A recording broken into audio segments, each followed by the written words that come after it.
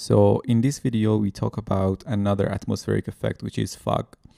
Fog makes the more distant objects to have less contrast. As you know, we are using the same scene from the physical sky lesson. Let's run the IPR.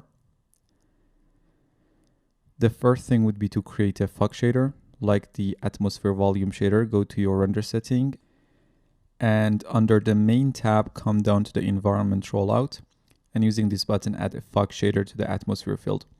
Or you can create the fog shader in the material manager and add it to the atmosphere field manually. Let's make some adjustments in the fog shader so we can see the fog. Set the distance to around 800 centimeters, height to 25 centimeters, ground normal to -1, 0, and 1, and set the ground point on X to 25 centimeters. Now we can go through these parameters to see what they are. And now the fog effect is quite visible in the IPR. We have color of the fog. Here you can try different colors and see the result.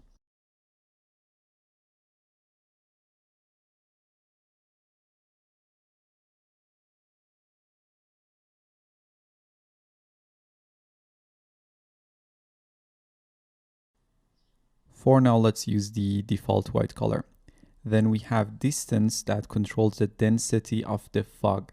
So as I increase this value, we are gonna have a denser fog. Let's try 100 centimeters, 400, 800, and 1600. So the higher the distance, the denser the fog gets. Set it back to 800 centimeters for now.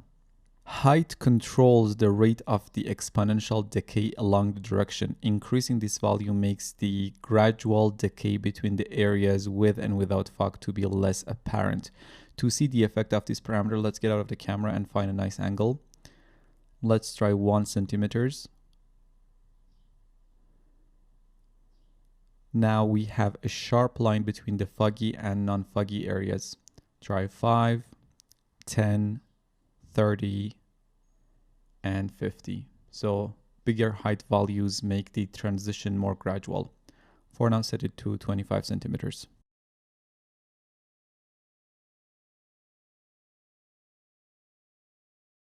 Then we have the ground normal, which defines the direction of the fog. Right now, the fog is on -X and +Z direction. Let's get out of the camera to see the effect a bit better. I'm going to change the ground normal to on Z to -1. Now the fog direction is flipped around. Or we can set X and Z to 0 and set the ground normal to the Y direction. And if we just set the height to 5 centimeters, we should see the fog starting from the ground. For now, change the height back to 25 centimeters and ground normal to -1, 0, and 1. And finally, we have the ground point, which controls starting point for the fog along the axis set by the direction. The direction is set to X and Z, and as I change the ground point, I'm moving the starting point of the fog.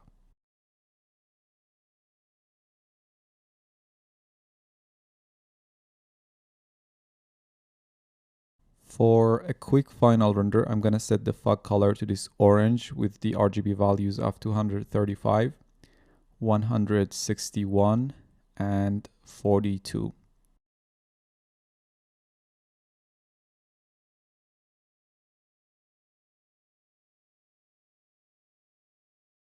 And that's it. In this video, we learned about fog. See you in the next one.